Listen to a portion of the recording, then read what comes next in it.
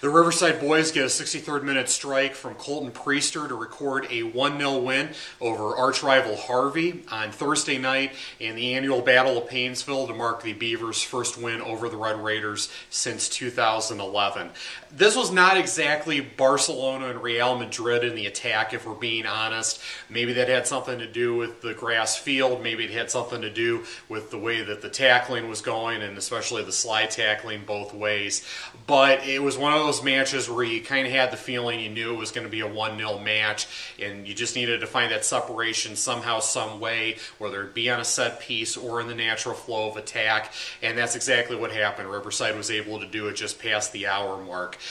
Look, the opening 40 of this match was not pretty in the attack. I think the best word I can use for it both ways was it was disjointed. You saw a lot of ball winning in midfield and then some Route 1 soccer playing some long balls trying to spring strikers with service that way, and it just wasn't working. There was no rhythm to the attack through midfield into either offensive third. There was only one shot on target toward the end of the first half, a header by Colton Priester, and that was the only shot on target. There was some close chances here and there, but as far as specifically shots on target, that was the only one, and it wasn't the greatest opening 40 I've seen all year, but it was effective enough to at least get it to 0-0 there at halftime.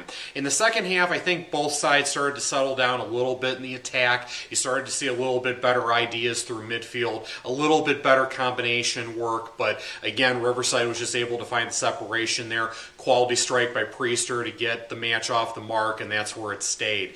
I know that both sides had some issues in this match with the fact that slide tackles were being let go to the extent that they were. And the tough thing about that is especially you saw a stretch there for about 15 to 20 minutes bridging the first and second halves where the slide tackling was getting a little bit out of hand both ways. And honestly, that's up to the center official to nip that in the bud early, because if you don't, you set the tone for the rest of the match that it's not going to be called, and you can't reasonably expect there in the last 5 to 10 minutes, if there is a slide tackle, even if it is in the box, you're most likely not going to get that call, and that tone was set in the opening half, if we're being perfectly honest. But getting back to positives for both sides, again, I thought with Harvey, I thought they were the more technically skilled side in this match, and they showed that in stretches, with some nice wide play with their ball winning in midfield. Jose Pacheco showed a lot of pace up top for the Red Raiders.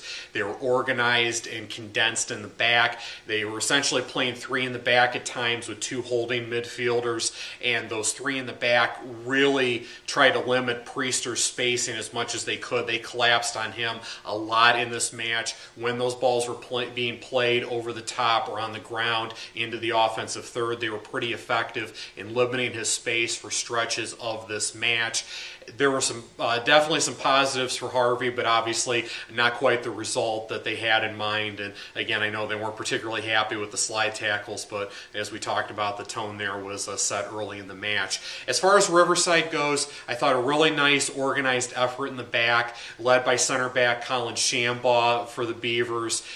There were times where they were being tested and there were shots going wide. Harvey had the better quality of the attack at times in this match, but Riverside did a nice job keeping it level for their fourth clean sheet of the year. So both sides will move on from here. Another hard-fought battle of Painesville, and this one goes to Riverside, a 1-0 win over Harvey on Thursday night.